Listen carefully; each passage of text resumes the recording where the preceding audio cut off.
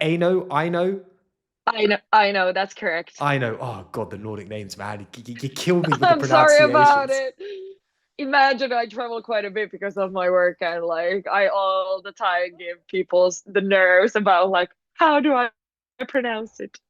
Oh no, this is absolutely amazing. We're so glad to have you on the show. This is going to be awesome. Look, I don't think Slush needs an introduction because it is probably the most well-known startup and VC conference on the freaking planet. But give us a little context into you.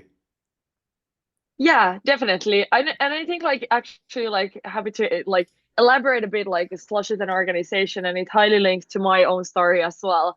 So at the age of 15, so currently I'm 26, so over a decade ago, I actually ended up like accidentally volunteering at Slush. Like I was a high school student. I didn't know. My mom mentioned that, hey, this might be a cool opportunity for you. Maybe you should try it out. I went there, and on my first year at Slush back in 2014, I worked as a volunteer at the cloakroom. And year after year, I actually returned back, ended up volunteering quite many years in a row. And people always ask me, like, why did you do so? So these were the years on 2014 to 2017. And I think like what Slush gave me is that already for like starting from the very first year, I fell in love with tech and entrepreneurship, and it opened me the doors to the global European startup ecosystem that I wouldn't have otherwise have a chance to do so. And Was something that there people don't know, was there a yeah, conversation that you had that has stuck with you from that 2014 to 2017? One that sort of like lit the fire. I can't remember or recall if there was like a one particular conversation, but I think like it was the exposure to the very global business and startup ecosystem. Of course, like Helsinki and Finland is a small nation. Hmm. So suddenly, like we like Slush were able to bring like the coolest founders, coolest VCs to the town. So you were seeing like important people having You got important Benchmark and meetings and Sequoia and GC sort of just like rolling through the streets of Finland. It's like the serendipity of the yeah, valley, exactly. just in Europe. Exactly. Exactly. And it was crazy. And like you can only imagine what that does to a young person like myself. Also, like hearing people pitching about the craziest ideas, about craziest new innovations that they like pure heartedly believe that the world needs, and it's something that like deserves to be solved. So I fell in love with it, ended up volunteering many years in a row. Every single year, I gained a bit more responsibility. Like at the age of 16, I was already leading my first own team with like zero background. Like I was a high school student. That's something that always like needs to be reminded. So I ended up being part of those years. Then I went to do my like bachelor studies in economics, and it was in a point when everyone started thinking about like, okay, what will I do when I grow up? And then like somehow I got reminded of Slush. And of course, like whereas we are known for like huge volunteer efforts, there is a full-time team behind Slush as well. So then I applied back in early 2020 to join the full-time team. And like I always thought that it's like 1 year and then I will go back to school, or then I will go and do like a real job, or that was something that I always said to my mom. But I'm still here, and she's glad that I didn't skip after a 1 year. But it required a bit of a convincing, to be honest. I love it. All right. We want to get into Slush a little bit because it feels like the lineup this Yeah, year is absolutely chaos. Can we give a bit of context into Slush? I know it said it needs no introduction, but like how did Slush come into being? And why yeah, is that's it a called really good question. Slush? Well, let's start from that one. Why is it called slush? It's organized on the darkest, shittiest time of year. So it's hella dark, hella cold. So slush, it's all about expectation management because like it's the worst form of a snow. So you're not gonna come to a beautiful winter wonderland when you land to Helsinki in November. Like choose another month or go to Lapland, so to the very up north. So it's the expectation management. We want to provide something else because, like, people traveling from San Francisco, London, they have seen the beautiful sunny weather already. So They're in providing the something beautiful else, sunny but like, weather. yeah, exactly. But like the origin story of Slush, like something that is good to like, Slush was founded back in 2008, so already a while ago, and actually by like five Finnish entrepreneurs who thought that like there was no ecosystem in Finland. Like no one wanted to found a company.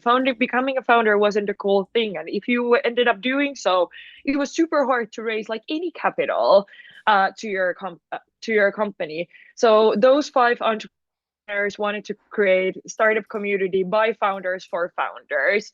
And the first Slush year like event was a gathering around like 250 people. I think like that was the whole like Nordic ecosystem back then. There was even like a startup competition called Slush 7. So Nice. having like 7 companies is part of the pitching competition, whereas today like there is Slush 100, where we select like the top 100 companies to join. So that gives a bit of a scale and like what life was back then. And why they founded it is that they wanted to create like radically positive culture towards entrepreneurship. So basically like encouraging young people to go out there getting excited about like solving the biggest problems on earth by building scalable companies. And that of course requires like inspiration, the mental like mind change, but also like, okay, how do we actually profile Nordic as one of the like leading startup hubs? How do we attract more international capital to come to Finland, as said, in the worst time of the year? So this was the whole like starting point. And then like the first gatherings were like a couple hundred people, but then like as entrepreneurs, usually they get very busy. So they actually handed Slush over to a group of students who were like overly excited about like tech and entrepreneurship.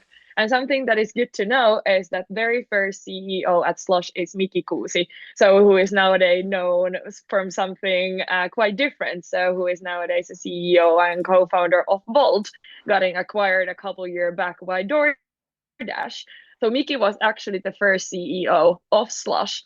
And the whole idea already from the very early days was that, okay, like Slush will be run by students and region graduates. And the idea is that it's a launch pad. So for young people to come and get the exposure, getting excited about building companies whenever it, or like joining VC. And then like the team still like rotates super, super fast. So we employ nowadays like 50 people full time, but usually we start with like 20 people who have seen the event once, and then like bring a lot of like people to also experience it for the first time.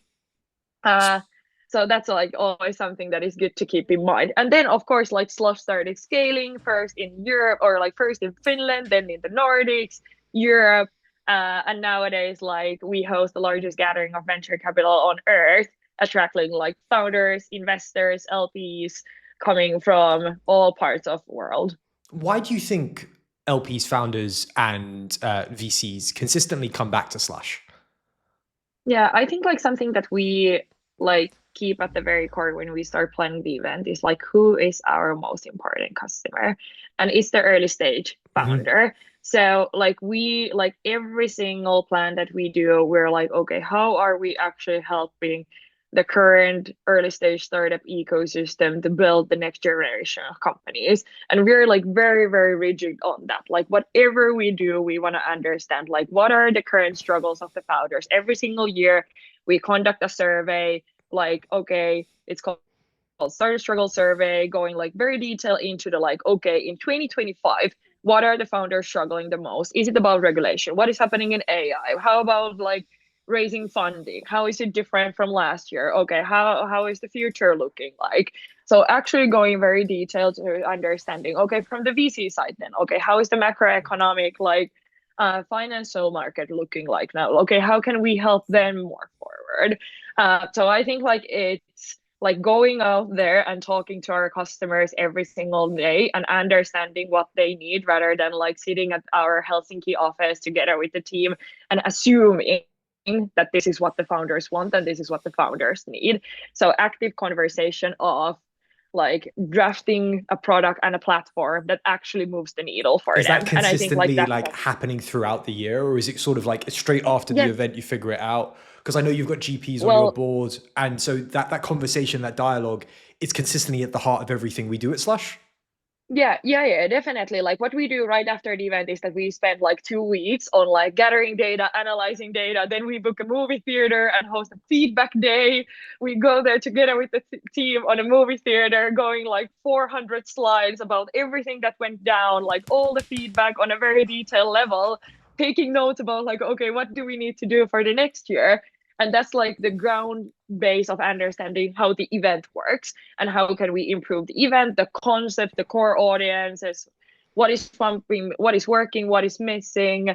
And then like already from the very start of the year, the team like meet a lot of people, travel quite a bit, try to understanding what is happening in the market, what are the most exciting companies, what are we thinking about new industries that we are seeing a lot of like capital going into.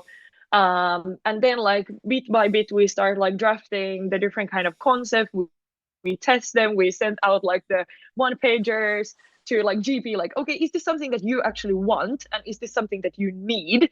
And when we get the hell yes, then we're like, okay, we're on the right track. Basically And then optimized like for the when it, hell yes. yes, optimizing for the hell yes, I think like that's the approach. Love it. What I want to know is, like, how have you been able to create something that feels so special compared to these 80,000 person conferences, like a Viva Tech as an example, or a London Tech Week? Slush feels like, if you know, you know. Yeah. I think like it's about like we're not trying to create something for everyone, but we're Mhm. like highly focused on like who is our core audiences. And I said like it's helping early stage founder community. Okay, who do they need? Okay, they need investors. Okay, VCs. What if like VCs comes? They need LPs. Okay, they need customers. So like highly focusing on one group of audience and like aiming to provide something for them. Usually like you need to find your niche and be the best at it. If you try to serve everyone, then it's gonna be like land somewhere midway and it's never gonna be like extraordinary. So that's something that like we have like narrowed down our focus like year after year, like increasing the targets of like how much founders, how much venture capital can we bring to Helsinki. And then of course it's all about like the community drivenness, and that's something that is shine through from our like volunteer group to our full-time team, for to every single speaker that comes to Slush. It's all about like giving back and actually working towards something that is so important for all of us. And that's for example something that people don't know, like any of the speakers who come to our conference hop on a stage, like they're not gonna get paid for that. And it's for the reason that it's all about like giving back, because you know that founding a company, scaling a company is one of the hardest things that you can do. So And you haven't they like don't if get you paid have to come. made they don't get paid to come because Love Slush that. runs as a not-for-profit. And it's all about like, okay, we want to create something so relevant and so valuable for them that they're willing to make the trek from like no matter the corner of the world. And it's all about like giving back, because you know that founding a company is one of the like hardest things that you can do. And you can't succeed in a silo. So someone wants to help them to become where they are now.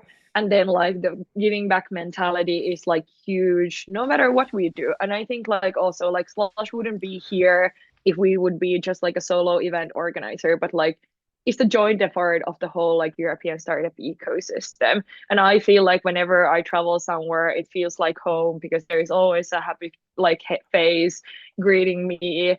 And it's all about, because like we all know that this is something so important that we all need to work together to make it happen. Because like if it would be just us selling tickets and trying to put or like putting the lasers on in an empty halls, like that's not the value. But the value is the sum of the people that we're able to bring to the Helsinki for 1 week, and that's where the magic happen. And then like what our team can do is like, okay, how do we make sure that people who are like unreachable or don't know each other like will meet each other? And that's where our tech comes in place. And we for example build like technology which is called like meeting tool, where we like facilitate over like 25,000 meetings throughout the 2 main event days to just I've help got to ask, people who are on not a on the meeting tool, right?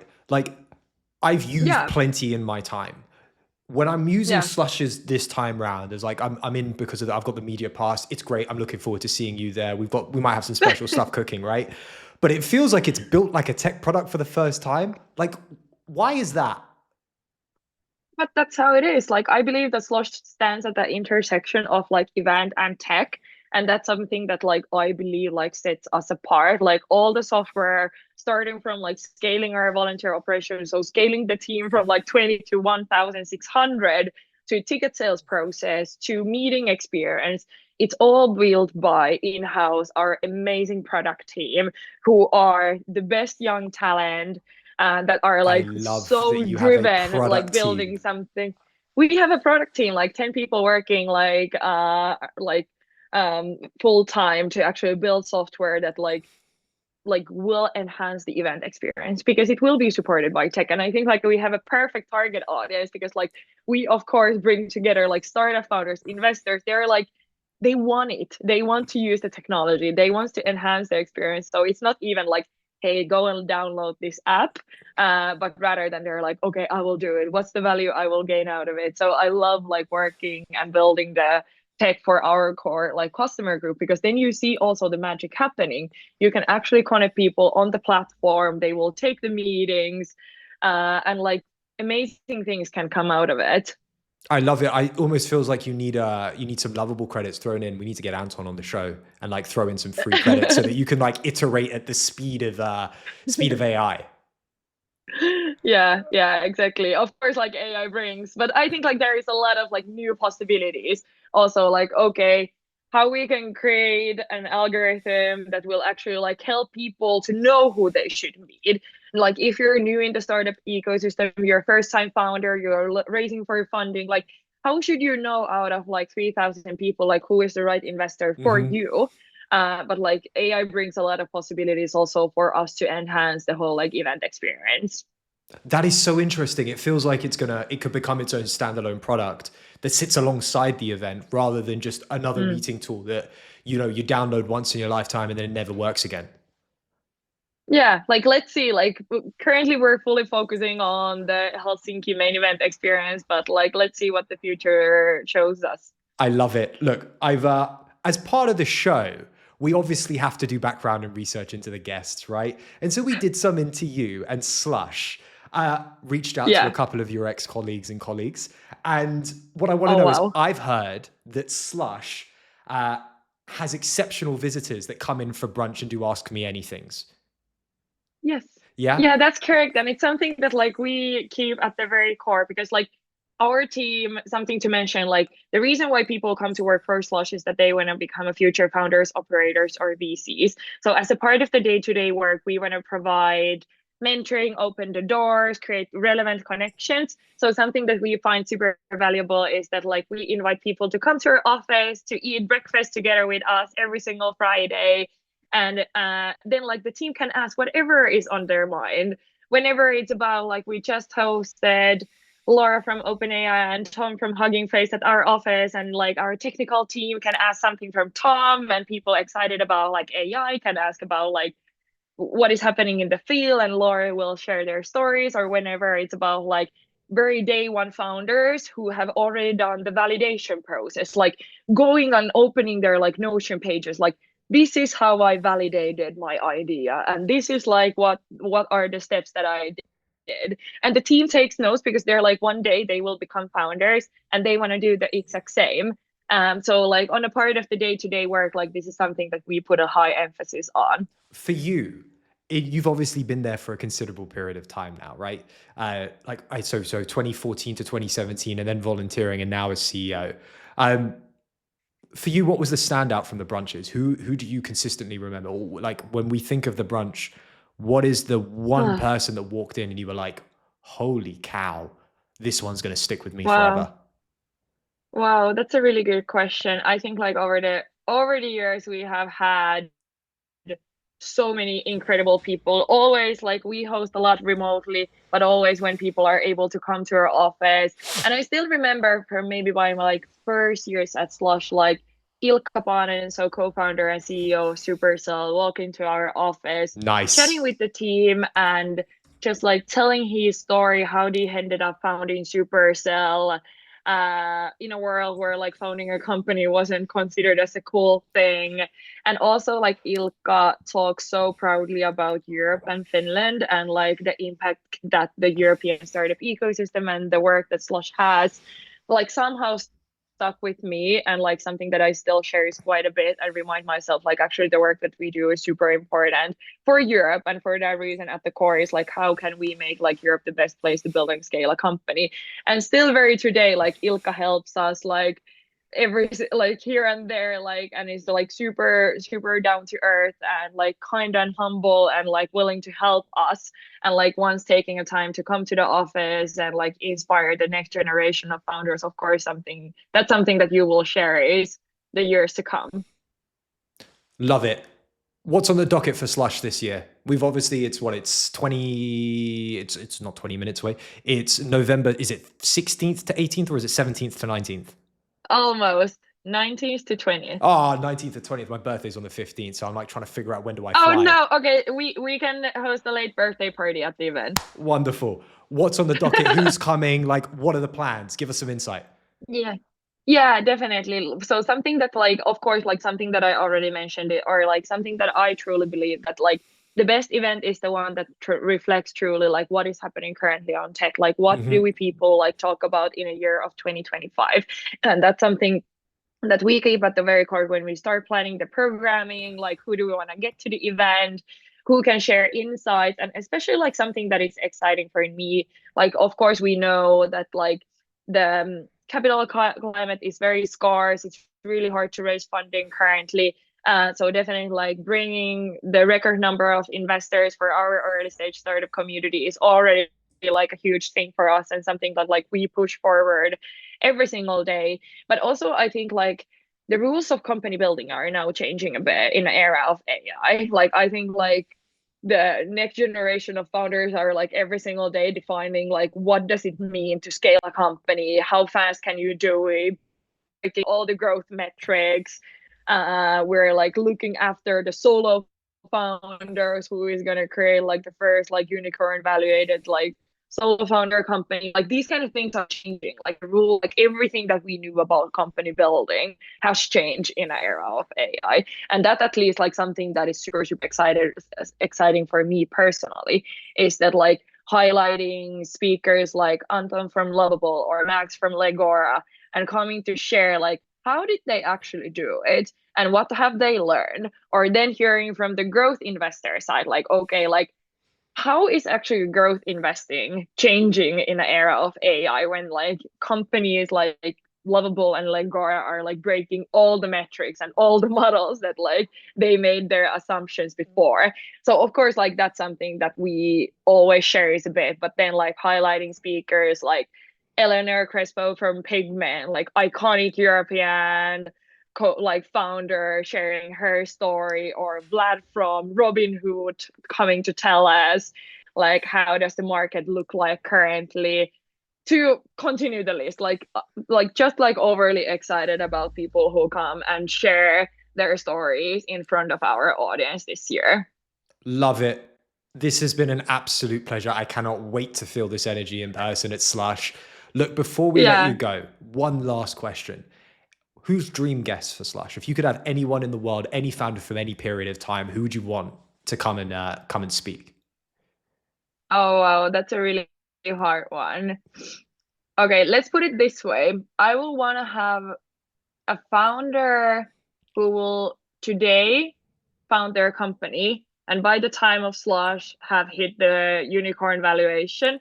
So if there is someone on the line and you hit the unicorn valuation in these 50 days, like give me a call and I will organize you a stage slot. I think like those Done. are the like stories that we want to see and hear. Awesome. This has been amazing. I cannot wait to get there. Like Slush is going Yeah. to be absolutely insane. This has been a pleasure. I will speak to you soon. Hey, thank you so much. And have Pleasure's a all good mine. one. You too as well.